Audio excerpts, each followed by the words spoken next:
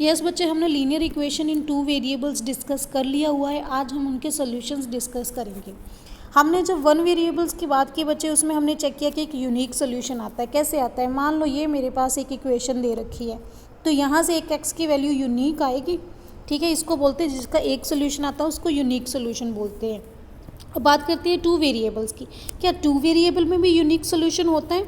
एक एग्जाम्पल दी हुई है ये वाली। ठीक है, 2x + 3y is equals to 12. I'm going to write down here 2x + 3y is equals to 12. अब बच्चे यहाँ पे दो वेरिएबल है, मतलब जो हमारी वैल्यू है हमें दो को अपॉइंट करनी पड़ेगी। एक x को वैल्यू देनी पड़ेगी, एक y को वैल्यू देनी पड़ेगी। और हमेशा हम किसी पॉइंट की value in terms of ordered pair देते हैं ना, x और y की फॉर्म में। तो इस फॉर्म में हमारे पास सोल्यूशंस आएंगे।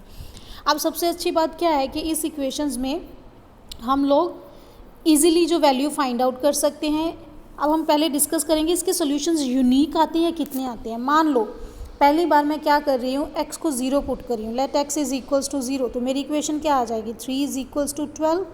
तो यहाँ से मैं y की वैल्यू निकाल लूँगी, वो आ गई 4। इसका मतलब मेरा एक पॉइंट क्या आ गया, मेरा एक पॉइंट आ गया। x को मैंने 0 लिया तो y की वैल्यू क्या आ गई, 4। ठीक है, y की वैल्यू क्या आ गई, 4। ऐसे ही बच्चे, जब मैं मान लो सेकंड केस में मैं y को 0 ले लेती हूँ, अगर y 0 आएगा तो मेरी x की वैल्यू क्या आएगी, 2x इज इक्वल्स टू 12। तो x की वैल्यू क्या आ जाएगी, 6। इसका मतलब जब मैंने y को 0 लिया, x की वैल्यू आ गई 6। दो सोल्यूशन तो यही हो गए। अब तीसरा सोल्यूशन और निकल सकता है। वो कैसे? x को कोई एक वैल्यू दे दो। मान लो मैंने x को वैल्यू दे दी 2, लेट कर लो। ठीक है, अगर मैं x को 2 ले लूँगी, मेरी इक्वेशन कैसी बन जाएगी, 2 × 2 4 + 3y इज इक्वल्स टू 12। इसमें से आप y की वैल्यू निकाल सकते हो। 12 में से 4 बाकी 8 आ गए, ये 3 डिवाइड हो गया। इसका मतलब जब मैंने x को 2 लिया, y की वैल्यू क्या आ गई, 3। ऐसे ही मैं x को 3 4 5 6 लूँगी, इसके कॉरस्पॉन्डिंग y की वैल्यू चेंज होती जाएगी। इसका मतलब ये हुआ कि in case of linear equation in two variable हमारे पास यूनिक सोल्यूशन नहीं होता, बल्कि कितने होते हैं, इनफाइनाइट मैनी सोल्यूशंस बोल सकते हो आप। इस केस में मैनी सोल्यूशंस होते हैं।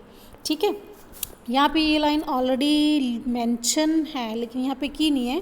प्रोसेस बच्चे यही है। Let's see, this is the line, A linear equation in two variable has infinite many solutions। क्योंकि x की वैल्यू बच्चे दे रही हो, मान लो उसके कॉरस्पॉन्डिंग आप y की निकाल रहे हो।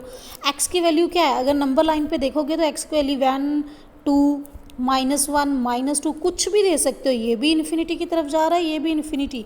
तो x की वैल्यू अगर इनफाइनाइट है, कि y की वैल्यू भी तो इनफाइनाइट ही आएगी। तो ऐसे हमारे पास इनफाइनाइट मैनी सोल्यूशंस बनेंगे।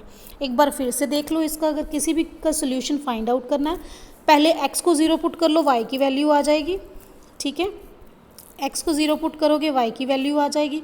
y को 0 पुट करेंगे, x की वैल्यू आ जाएगी। दो सोल्यूशन तो आपने ऐसे ही निकाल लेने। बाकी जितने उन्होंने पूछे हुए हैं, आप कोई भी वैल्यू देके उसके कॉरस्पॉन्डिंग सोल्यूशन निकाल दो, दैट विल बी फाइन। जैसे हमारे पास ये इक्वेशन दी हुई है, उन्होंने बोला 4 सोल्यूशंस निकालने। ठीक है, अब 4 सोल्यूशन देखो, मैं अगर x को 0 पुट कर देती हूँ, y की वैल्यू क्या आ रही है, ये। ठीक है, अगर मैं y को 0 पुट कर ली हूँ, x की वैल्यू ये, तो मतलब एक्सेस के ऊपर आपके सोल्यूशन रहेंगे ही रहेंगे। बाकी जो दो बचे सोल्यूशन है, ये आपकी चॉइस है कि आप x की वैल्यू क्या लेते हो और y की क्या आती है। ऐसे ही बचे फोर्थ है। फोर्थ में भी जैसे मैं एक करवा देती हूँ, 4x + 3y is equals to 12 है। ठीक है, 4x + 3y is equals to 12 है। x को 0 पुट करोगे, y की वैल्यू क्या आएगी बच्चे, 3 डिवाइड हो जाएगा, 4 आ जाएगी।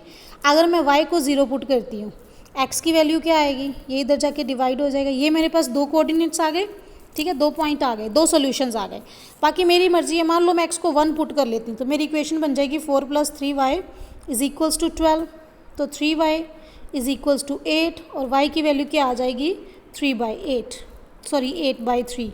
इसका मतलब जब मैंने x को 1 लिया, मेरी y की वैल्यू आ गई 8/3। जब मैं 2 लूँगी, कोई और आ जाएगी। तो ऐसे आपको जितने सॉल्यूशंस बोले हुए हैं आप फाइंड आउट कर सकते हो। यहाँ पे क्योंकि 2 बोला हुआ था, इट्स वेरी इजी। एक बार x को 0 करके वैल्यू निकाल लो, एक बार y को 0 करके निकाल लो, 2 सॉल्यूशंस आ जाएंगे। ठीक है बच्चे, ऐसे ही आपने ये जो एक्सरसाइज है 4.2 है, जिसमें अगर इसमें 4 बोला है तो 4 करने हैं। इस क्वेश्चन में सोल्यूशन दे रखे हैं, आपने ये पॉइंट पुट करके चेक करने के राइट साइड के इक्वल आ रहा है कि नहीं आ रहा।